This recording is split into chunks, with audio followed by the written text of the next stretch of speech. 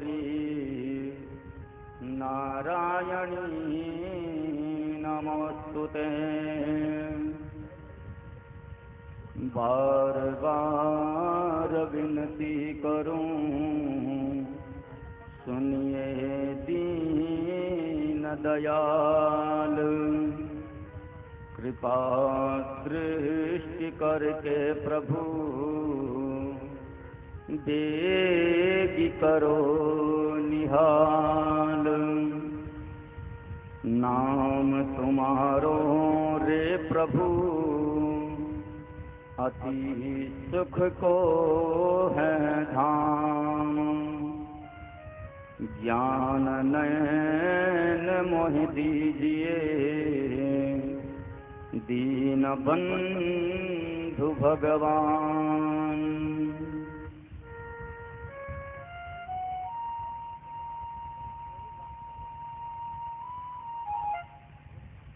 भजे ब्रजैकमण्डनं समस्तपापखण्डनं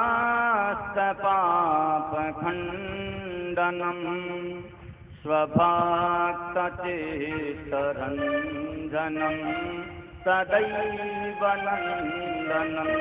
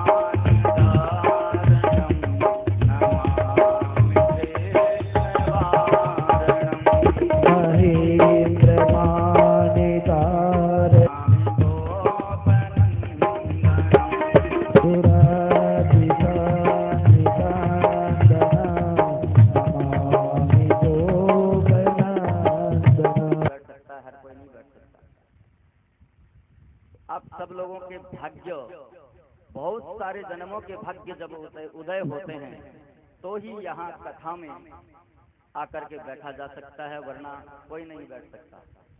तो उसके द्वारा आप इलेक्टेड हैं, मतलब उसने आपका चुनाव किया है कि आप यहाँ सांखू फोर्ट में आकर के कथा सुनिए, वरना हर कोई नहीं आकर के सुन सकता, चाहे कितनी कोशिश करे। तो एक जन्म का नहीं, अनंत जन्मों के जब भाग्य उदय होते हैं, भाग्योदयेन बहु जन्म समर्जितेन, बहुत सारे जन्मों के जब भाग्य उदय होते हैं तभी श्रीमद् भागवत कथा श्रवण में रुचि हो पाती है, अन्यथा नहीं हो पाती।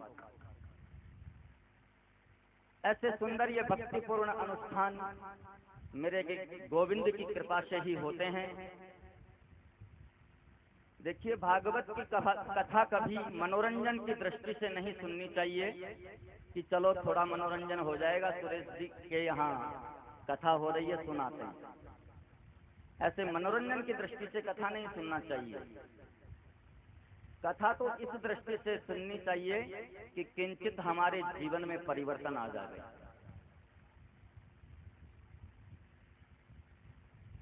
जो लोग मनोरंजन की दृष्टि से यहाँ आकर के कथा सुनते हैं कि चलो टाइम पास हो जाएगा, वो अपराध करते हैं। हिंदू वैदिक वाङ्मय का सर्वोत्तम ग्रंथ है श्रीमद् भागवत, और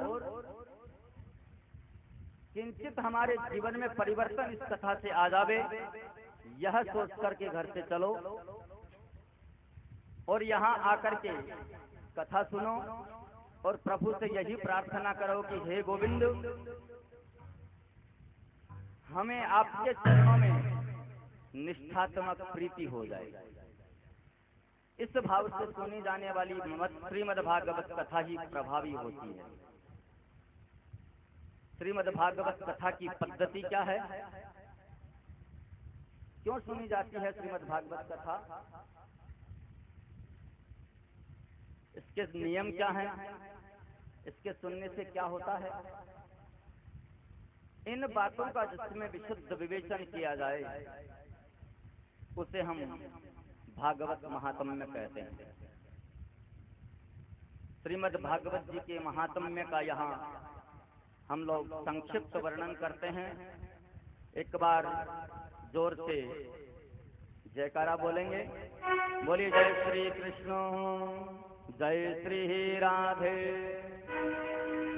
देखिए, जय श्री कृष्ण और जय श्री राधे जरूर बोला करें। ये गर्मी का मौसम है, इस समय निद्रा देवी परेशान करेगी। ये कुंभकर्ण की पत्नी है, तो निद्रा देवी परेशान ना करे, इसके लिए जयकारा जरूर अवश्य बोले। इसमें बिल्कुल भी संकोच नहीं करें किसी भी प्रकार का कि पड़ोसी क्या कहेगा, जयकारा बोलेंगे। जयकारा बोलना चाहिए। बोलिए जोर से सभी एक बार, जय जय श्री कृष्ण, जय जय श्री राधे।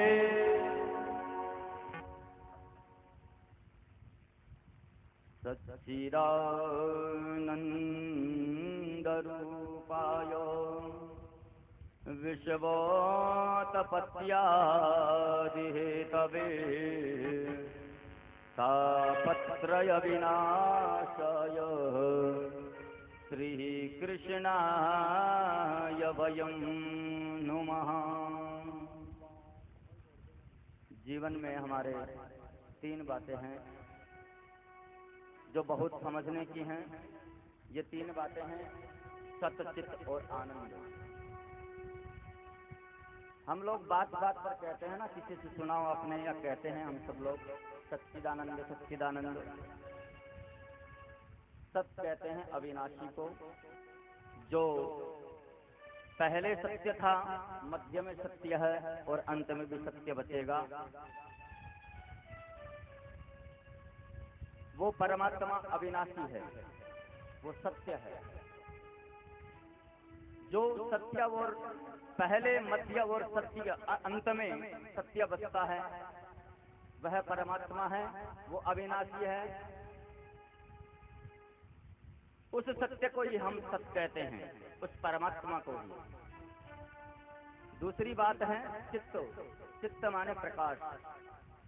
जब हमें कोई किताब पढ़नी होती है या कुछ लिखना होता है अंधेरे में, तो हमें बल्ब की, ट्यूबलाइट की इत्यादि की प्रकाश की आवश्यकता होती है। ऐसे ही जिस परमात्मा को कभी किसी से कोई प्रकाश लेने की आवश्यकता नहीं होती, वो स्वयं प्रकाश है, उसे हम चित्त कहते हैं। तीसरी बात है आनंद की। मैंने 3 बातें कही, सत चित आनंद। इन तीनों शब्दों से मिलकर के बनता है सच्चिदानंद। तो ये तीसरी बात है आनंद की। तो ये आनंद की परिभाषा शास्त्रों में क्या कही गई है? बड़े सुंदर रूपों में वर्णित की गई है। डनलप के गद्दों पर शयन करने का नाम आनंद नहीं है कि बहुत अच्छे गद्दे पर सो गए तो आनंद मिल गया। डनलप के गद्दों पर सोने का नाम आनंद नहीं है।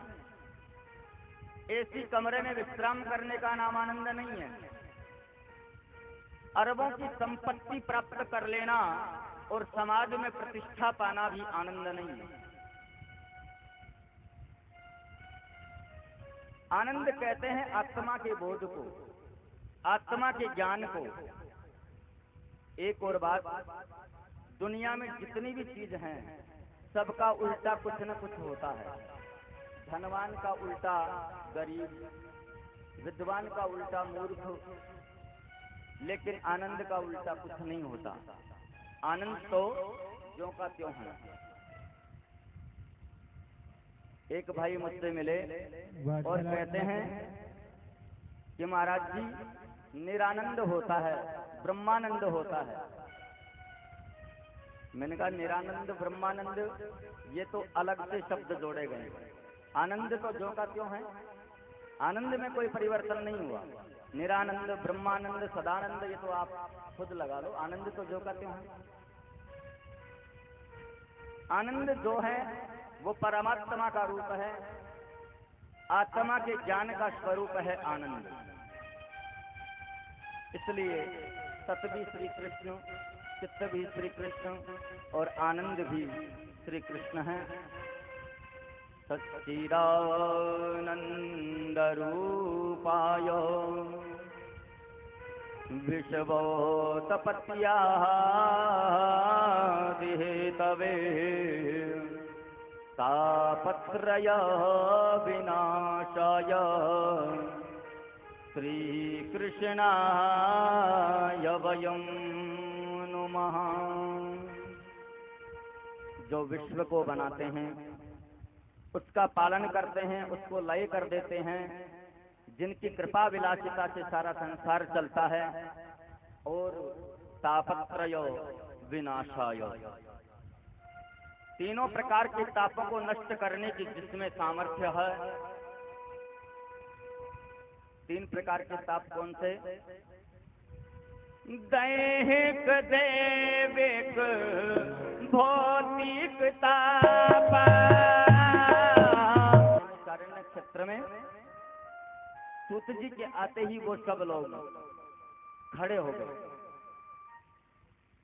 सूत जी की आयु है केवल 20 वर्ष की, और वहां जो शौनकादिक ऋषि बैठे हैं वो बड़ी लंबी लंबी उम्र वाले हैं।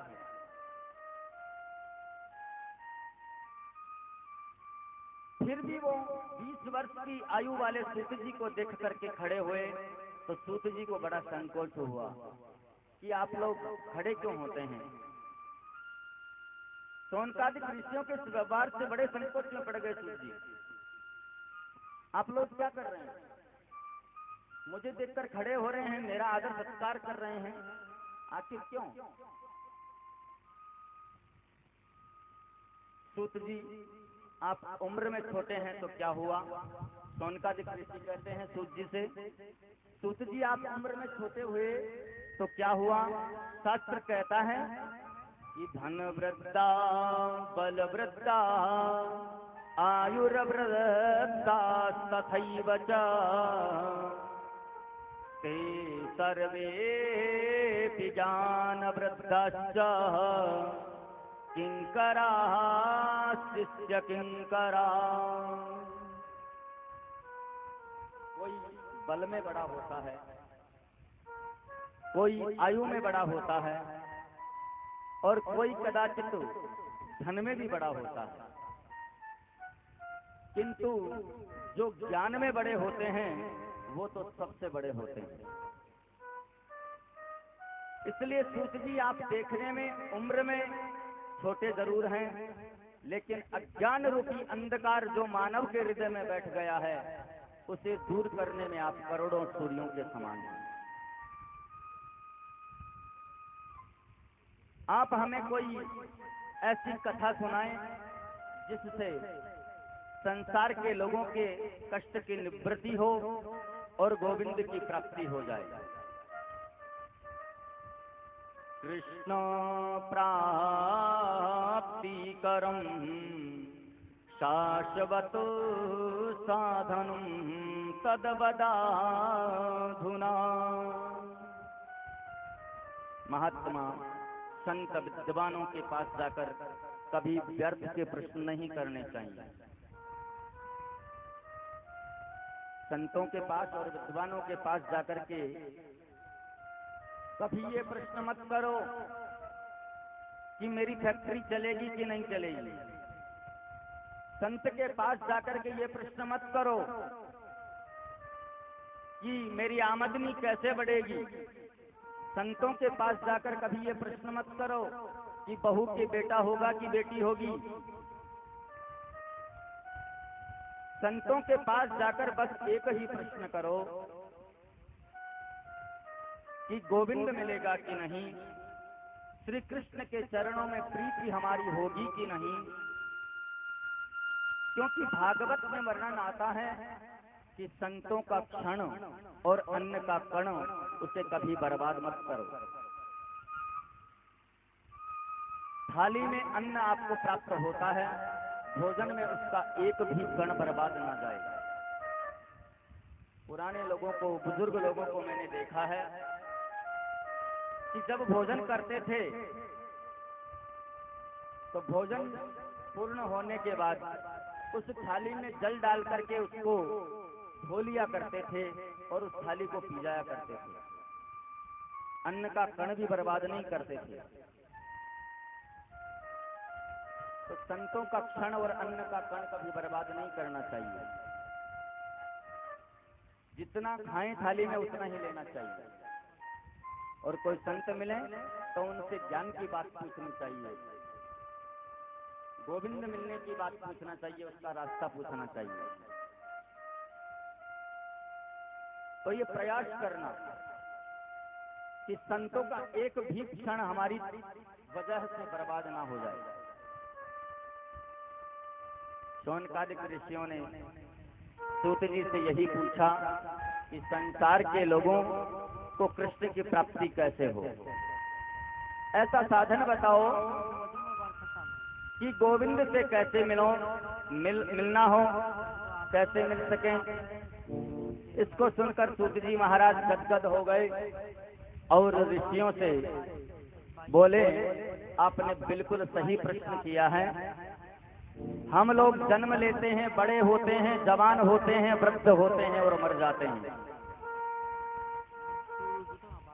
जीवन के पहलुओं को हमने कभी समझने का प्रयास नहीं किया कि हमने मानव जीवन ग्रहण किया है।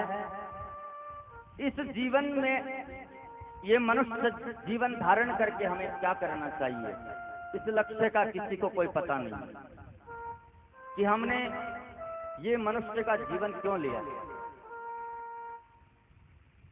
अपने जीवन के पहलुओं को समझने का प्रयास करो। लोग जीवन को बर्बाद कर देते हैं। कितने लोग हैं ऐसे जिनको मैं जानता हूं, अगर ताश खेलने बैठ गए या टेलीविजन देखने बैठ गए तो कब 5-5, 6-6 घंटे, 10-10 घंटे निकल जाते हैं पता नहीं चलता कि ताश खेलते हुए, टेलीविजन देखते हुए कितना समय निकल जाता है। और वे ही लोग अगर गलती से आकर के यहाँ कथा में बैठ जाएं तो बार बार घड़ी देखेंगे कि महाराज की कथा कब छुट्टी हो और हम लोग जाएं। यहाँ बैठ नहीं सकते, यहाँ बैठ करके 50 बार घड़ी देखेंगे कि 12 से 5 का टाइम दिया था, 5 तो कभी के बच गए, चलना है।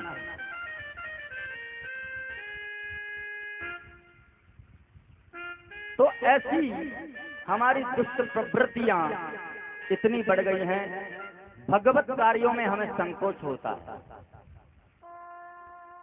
हाँ भाई, सुरेश कुमार जी जांगीर के यहाँ से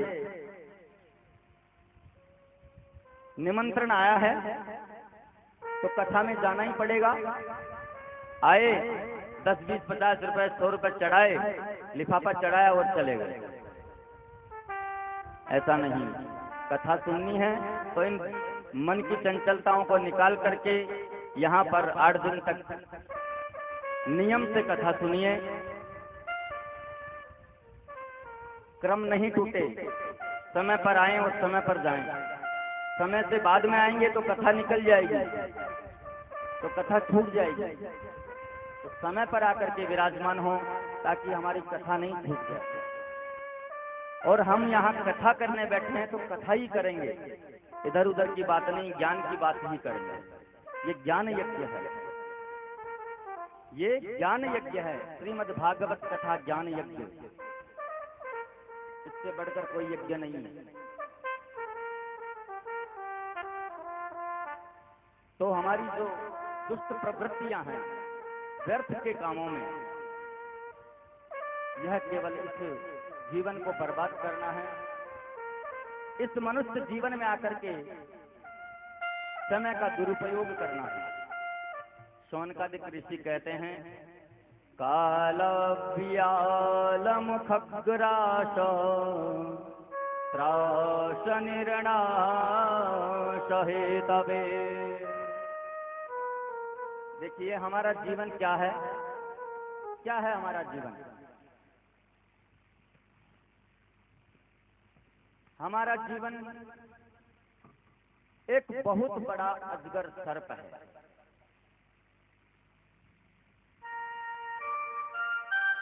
हमारा जीवन जो है एक बहुत बड़ा अजगर सर्प है, और उस अजगर सर्प के मुंह में मैं बैठा हुआ हूं। अब मेरा जीवन सुरक्षित कब तक है, कब तक रहेगा मेरा जीवन सुरक्षित? जब तक वो सर्प अपना मुंह बंद नहीं कर लेता, तब तक मेरा जीवन सुरक्षित है। तो जैसे ही अगर सर्प मुंह बंद करेगा तो मेरा प्राणांत हो जाएगा। मैं आपको अभी 2 बजे कथा सुना रहा हूं, 2:15 बजे कथा सुना पाऊंगा कि नहीं, इसकी गारंटी मेरे पास नहीं है। ऐसे हम काल के ग्रास बनेंगे, कोई भरोसा नहीं जीवन का। मैं आपको अभी कथा सुना रहा हूं, 15 मिनट बाद सुना पाऊंगा कि नहीं, इसकी गारंटी कोई नहीं दे सकता।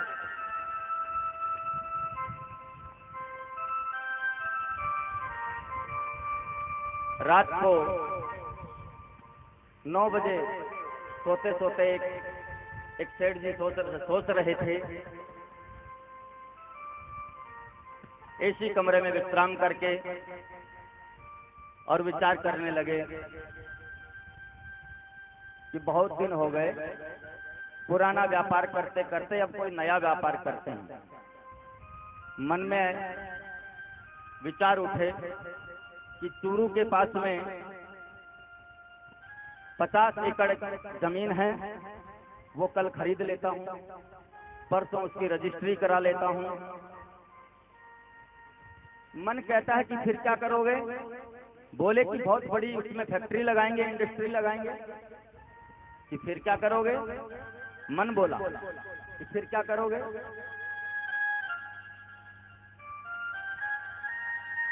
बोले कि फिर कलकत्ता में सवेरे का नाश्ता करेंगे, दोपहर का भोजन बंबई में करेंगे और रात्रि का विश्राम दिल्ली में करेंगे। फिर क्या होगा? मन बोला कि फिर क्या होगा? अरे फिर होना क्या है? हमारे शेयर निकलेंगे, मार्केट में हमारा नाम होगा। 9 बजे सोच रहे हैं सोते सोते, और रात्रि को 10:30 बजे लेटे लेटे हार्ट फेल हो गया और चले गए। सब विचारना बेकार गया। कितना विचार किया उन्होंने? 1.5 घंटे तक सोचा। लेकिन सोचना विचारना सब बेकार होगा। नहीं कश्चितो क्षणमपि जातु तिष्ठत्य कर्मकृत् कार्यते ह्यवशः कर्मगुणैः स्वाभाविकैर्बलात्।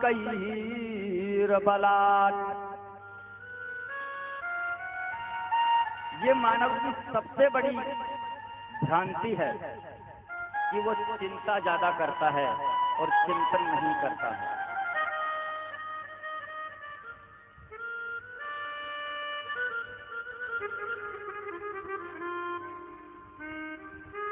ये मानव की बहुत बड़ी भ्रांति है कि वो सोचता ज्यादा है, चिंता ज्यादा करता है, प्रभु का चिंतन नहीं करता है। जीवन में हमेशा चिंता को मिटाओ और चिंतन को बढ़ाओ, यही मुक्ति का साधन है और कोई दूसरा मुक्ति का साधन नहीं है। अब चिंतन कैसे करें, ये चिंतन बढ़े कैसे और चिंता से मुक्ति कैसे हो, ये सिखाता है हमें श्रीमद् भागवत ये महापुराण। ये भागवत महान सद्ग्रंथ है, यही मुक्ति प्रदान करता है। श्री सूत जी कहते हैं कि भागवत की कथा श्रवण का अधिकार तो कभी कभी देवताओं को भी नहीं मिलता है। देवताओं को भी को सुनने का अधिकार नहीं मिलता, तो इसका मतलब आप लोग देवताओं से भी बड़े हैं। आप जो यहाँ कथा सुनने बैठे हैं वो आप देवताओं से भी बड़े हैं जो यहाँ कथा सुनने बैठे हैं।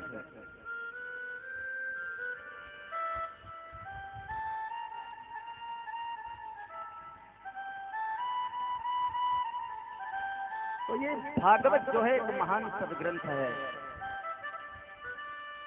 भागवत की कथा तो देवताओं को भी दुर्लभ है।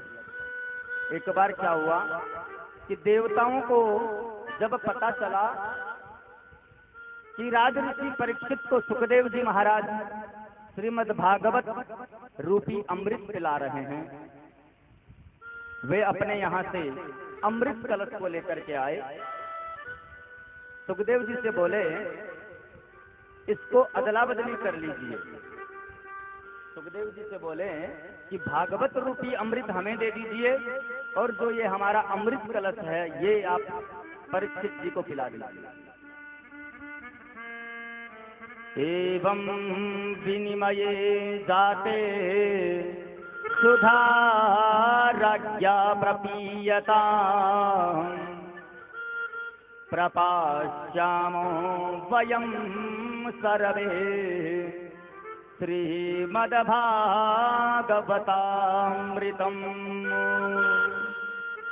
श्री सुखदेव जी ने कहा, सुखदेव जी कहते हैं देवताओं से कि कहाँ स्वर्ग का अमृत और कहाँ श्रीमद् भागवत कथा, दोनों की बराबरी एक संग नहीं हो सकती।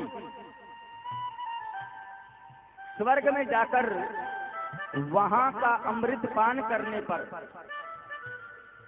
मनुष्य को दोबारा जन्म लेना पड़ता है और मरना पड़ता है। पुनरपि जननम पुनरपि मरणम पुनरपि जननी जठरे शयनम। लेकिन श्रीमद् भागवत अमृत का पान जिसने कर लिया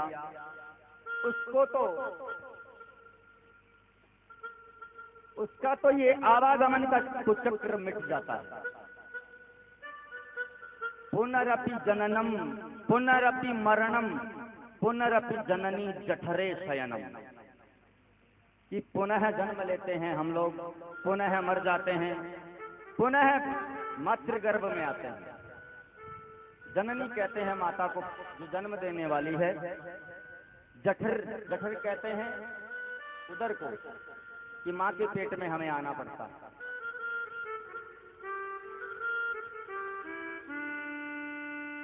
तो जो भागवत रूपी अमृत का पान कर लेता है, उसको जन्म मरण का जो आवागमन का चक्र है उससे छुटकारा मिल जाता है।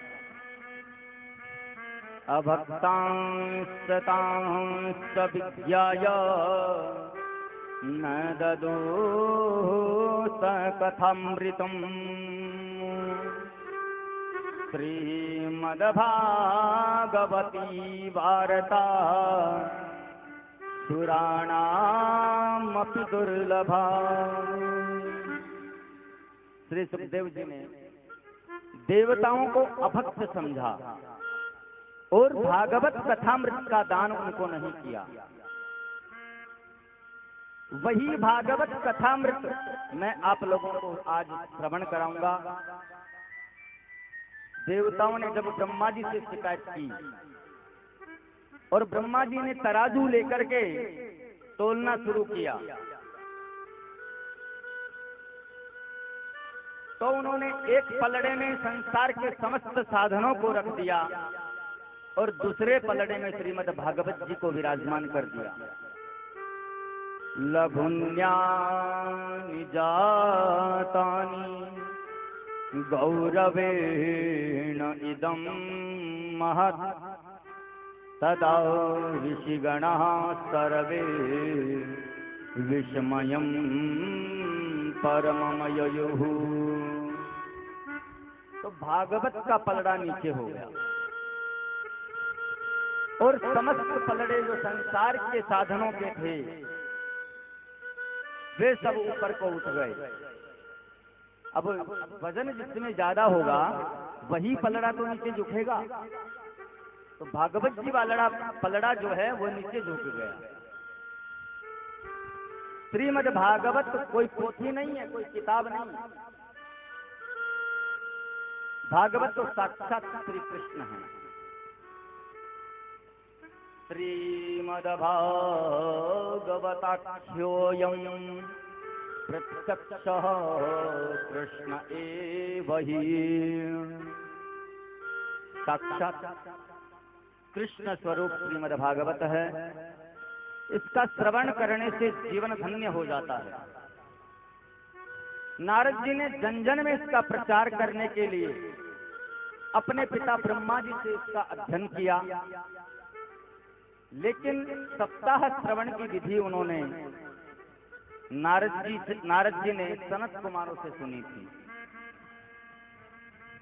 शौनकादिक ऋषि बोले, हमने तो सुना है कि नारद जी कभी एक जगह बैठते नहीं और सनत कुमार कभी घूमते नहीं। तो नारद जी तो हमेशा भ्रमण करते रहते हैं और सनत कुमार एक जगह बैठते हैं, एक जगह ही बैठे रहते हैं। और भागवत की कथा में यदि मन चंचल हो, मन में कई प्रकार की बातें आए, तो फिर कथा में आनंद नहीं आता। भागवत की कथा में 5 बातों का रहना बहुत जरूरी है। कथा के लिए स्थान सबसे पहली चीज है। कथा के लिए सुंदर स्थान होना चाहिए। कथा का स्थान सुंदर होना चाहिए, ऐसा स्थान जहां बाहर की आवाज न आने पावे, जहां केवल आप व्यास जी की बात सुन सको, गाड़ी का हॉर्न इत्यादि नहीं सुनाई देवे, बाहर की आवाज से विक्षेप होता है श्रोता और वक्ता दोनों को। दूसरी बात है भागवत का गान। भागवत को सुंदर शब्दों में गाना चाहिए। तीसरी बात है भागवत का ज्ञान, उसको ज्ञान पूर्वक सुनना चाहिए, इधर उधर दिमाग नहीं होना चाहिए। एक जगह स्थिरता से कान खुले हों, आपस में पड़ोसी से बात ना करें बैठ करके, तो ध्यान रहेगा कथा में। कान खुले रखो और ध्यान पूर्वक से सुनो। चौथी बात है भागवत में ध्यान, उसको एकाग्र होकर मन लगाकर सुना जाए। पांचवी बात है, भागवत में आपके कान एकदम भागवत से जुड़ जाएं, तो ही भागवत कथा श्रवण का फल आपको प्राप्त हो सकता है। अब सनत कुमार तो घूमते फिरते नहीं है और नारद जी एक जगह बैठते नहीं है, तो नारद जी को कथा श्रवण का फल कैसे मिल गया? इतना समय उन्हें कैसे मिल गई? समय कैसे मिला? नारद जी ऐसे हैं जो एक जगह कभी बैठते नहीं, तो नारद ने एक जगह बैठ करके 7 दिन तक संत कुमारों से कथा कैसे सुनी? श्री सूत जी कहते हैं, एक बार देवर्षि नारद बड़ी तीव्र गति से दौड़ते जा रहे थे, तो बद्रीनाथ धाम में विराजमान चारों भाई श्री सनत कुमार बैठे थे। उन्होंने नारद जी को जाते हुए देखा, तो चारों भाइयों ने नारद जी को देखा और पूछा, कथम ब्रह्मन दीन मुख कुतः चिंता तुरो भवान त्वरितं गम्यते कुत्र कुतश्चागमनं तव। नारद जी क्या बात है? सनत कुमार बोले, नारद जी क्या बात है, आप कुछ उदास लगते हैं। हमने तो सुना है कोई कितना भी रोता हो, कितना भी निराश हो, उदास हो, लेकिन आपके दर्शन जिसको हो जाएं तो वो मुस्कुराने लगता है, हंसने लगता है। और आज आप जैसा संत स्वयं इतना दुखी है। नारद जी सनत कुमार के चरणों में गिरकर रोते हुए बोले, क्या बताऊं महाराज, अहम तो पृथ्वीं यातो, अहम तो पृथ्वीं यातो ज्ञात्वा सर्वोत्तमामिति पुष्करं च प्रयागं च काशीं गोदावरीं तथा। सनत कुमार से नारद जी कहते हैं कि मैं पृथ्वी पर आया, पृथ्वी को सबसे श्रेष्ठ समझकर मैं यहाँ हरिक्षेत्र में आया, कुरुक्षेत्र में गया, सेतुबंध रामेश्वरम गया। सत्य कहता हूँ सनत कुमार जी, मुझे कहीं भी शांति नहीं मिली, मुझे कहीं भी शांति नहीं मिली। ना पश्यम कुत्रचित् क्षरमा मनः संतोषकारकम् कलीना धर्ममित्रेण धैर्यं बाधुताधुना। ना कोई सत्य बोलता है। ऐसी लोगों की बुद्धि को कलयुग ने बिगाड़ दिया है। देखिए, ध्यान से सुनिएगा, प्रत्येक बात में अलग ज्ञान मिलेगा आपको।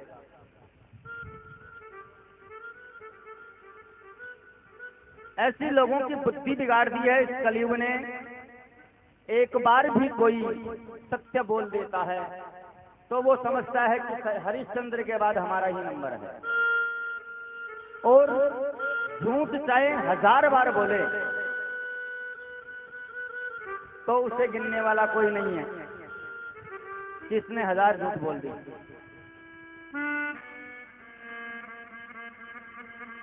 आजकल तो मैंने कई लोगों को देखा है कि धर्म का काम अगर कोई कर देंगे ना तो कहेंगे कि महाराज वो हमने किया, कि महाराज ये मंदिर हमने बनवाया, महाराज ये चाऊ हमने लगाई, महाराज मंदिर में ये हमने लगवाया, महाराज हमने ये भंडारा करवाया। ऐसे लोग कह देते हैं। धर्म का काम करेंगे तो बताएंगे लोगों को कि ये हमने किया, और अगर पाप कर दिया तो क्या कहेंगे? जो कोई पाप कर देता है वो क्या कहता है? राम जी की कृपा थी जो हो गया।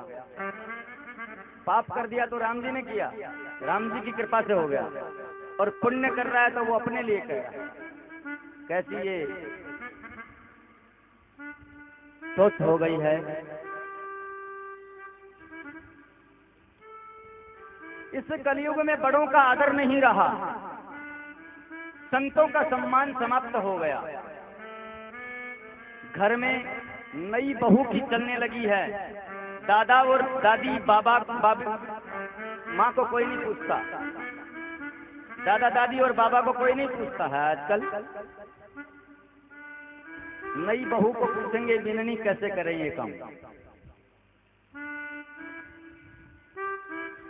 तरुणी प्रभुता गे श्याल को बुद्धिदायका कन्या विक्रयिणो लोभाद दंपत्तीनां सकलकनम। सनत कुमार बोले,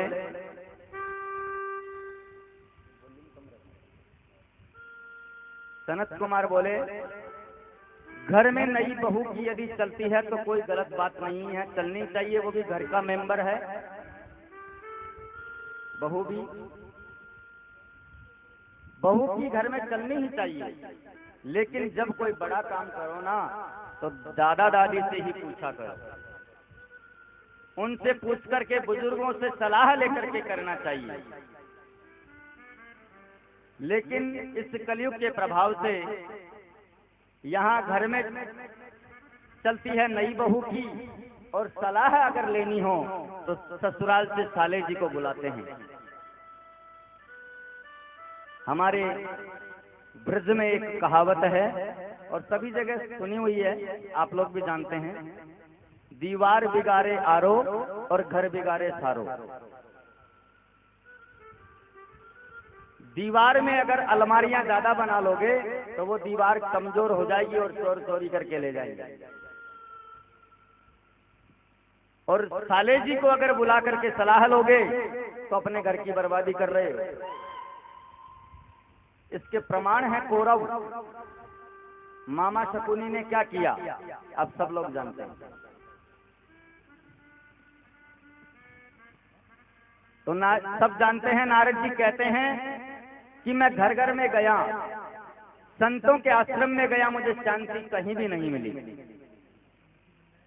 कलीना धर्म मित्रेणा धैर्यं बाधिता धुना। अधर्म का मित्र जो है कलयुग, उसने लोगों की बुद्धि को विकृत बना दिया है।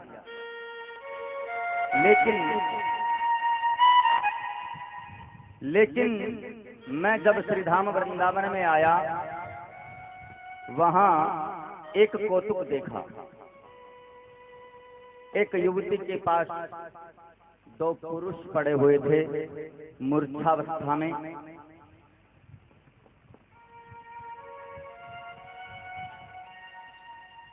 तो उस युवती ने मुझे देखा, किसको? नारद जी को।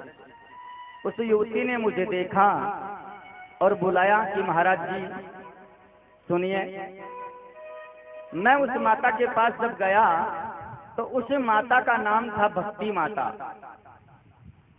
उसके बगल में जो दो वृद्ध पुरुष पड़े हुए थे मूर्छावस्था में, वो एक ज्ञान था और दूसरा वैराग्य था। महाराज, वो कलयुग के प्रभाव से दोनों बूढ़े बन गए थे। मैंने उन दोनों ज्ञान और वैराग्य का उत्थान करने के लिए, उनके बुढ़ापे को दूर करने के लिए बड़े प्रयास किए। वेद वेदादि का पाठ किया, वेदांत का पाठ किया, लेकिन कोई असर उन पर नहीं हुआ। तब एक आकाशवाणी हुई, यदि तुम ज्ञान वैराग्य के बुढ़ापे को दूर करना चाहते हो नारद, तो वो आकाशवाणी कहती है कि यदि तुम भक्ति के कष्ट की निवृत्ति करना चाहते हो, ज्ञान वैराग्य के बुढ़ापे को दूर करना चाहते हो, तो इसके लिए सत्कर्म करो। मैं आप लोगों की शरण में आया हूं। आप सब महापुरुष हैं। मेरे अनंत जन्मों के भक्तोदय से मुझे आपका दर्शन हुआ है। पहली बात तो ये कि ज्ञान वैराग्य का बुढ़ापा दूर करने कि किस चीज में सामर्थ्य है। दूसरी कि भक्ति देवी के मन में जो कष्ट है उसकी निवृत्ति कैसे हो। तीसरी बात, आकाशवाणी ने जो सत्कर्म के बारे में बताया वो सत्कर्म कौन सा है, क्या है। इसलिए मैं आप लोगों को शरण में आया हूं। सत्कर्म सूचको नूनम ज्ञान यज्ञ स्मृतो बुधैः श्रीमद्भागवतालापः तैतु गीता शुकादिभिः। देखो, सनत कुमार कहते हैं कि देखो नारद, ज्ञान वैराग्य के बुढ़ापे को दूर करने का और भक्ति देवी के मन में जो कष्ट है उसकी निवृत्ति करने का सर्वोत्तम साधन यदि कोई है तो वो साधन है श्रीमद् भागवत ज्ञान यज्ञ।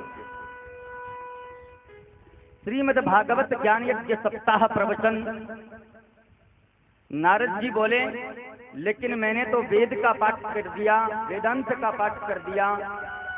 वेद वेदांत के पाठ से यदि ज्ञान वैराग्य पर कोई असर नहीं हुआ तो केवल भागवत से कैसे हो सकता है। सनत कुमार बोले, वेद एक वृक्ष है। ध्यान से समझना, समझने की चीजें। वेद है वो एक वृक्ष है, भागवत उसका फल है, उस वृक्ष का फल है भागवत। वेद रूपी कल्प वृक्ष का अमृतमय फल ही तो श्रीमद् भागवत है। वो वृक्ष में बिना वृक्ष के फल कभी होता है क्या? वृक्ष जो है वो कभी बिना फल के नहीं हो सकता, बीज होना जरूरी है। और जो स्वाद फल में होता है वो वृक्ष में कभी होता है क्या? जो स्वाद फल में होता है वो वृक्ष में कभी नहीं होता है। क्या टहनी तोड़कर हम खाएंगे तो फल में जो स्वाद आता है वो टहनी में आएगा, पत्ती में आएगा? पेड़ की पत्ती में वही स्वाद आएगा क्या जो फल में आता है? नहीं आता। यद्यपि रस तो वृक्ष की जड़ों से ही उस फल में पहुंचा है। यद्यपि रस तो उस वृक्ष की जड़ों से ही उस फल तक रस पहुंचता है। इसलिए श्री वेद वेदांत का जो रसमय सार है वही तो श्रीमद् भागवत है। नारद जी ने पूछा, हम कथा कहाँ करें? सनत कुमारों ने उनसे कहा कि हरिद्वार में करो। हरिद्वार में एक आनंद नाम का तट है, वहां व्यास मंच लगाया गया। व्यास मंच पर चारों भाई सनत कुमार जी बैठे, क्योंकि भागवत को कराने वाले नारद जी विरक्त हैं और यदि हम गृहस्थ हैं तो भागवत की कथा पत्नी के सहित बैठ करके सुननी चाहिए। भागवत कथा श्रवण में और पूजा में पत्नी को अपनी दाईं ओर बैठाया जाता है। बोलिए जय श्री कृष्ण। लेकिन जब महात्मा जी कथा करा रहे हों तो वो पत्नी कहां से लाओ?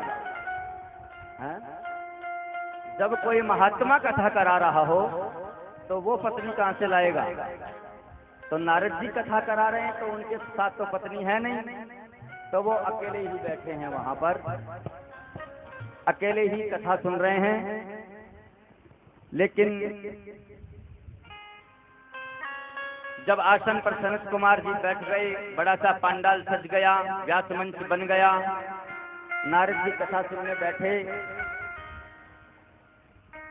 और 3 आसन भक्ति, ज्ञान और वैराग्य के लिए भी दिए गए।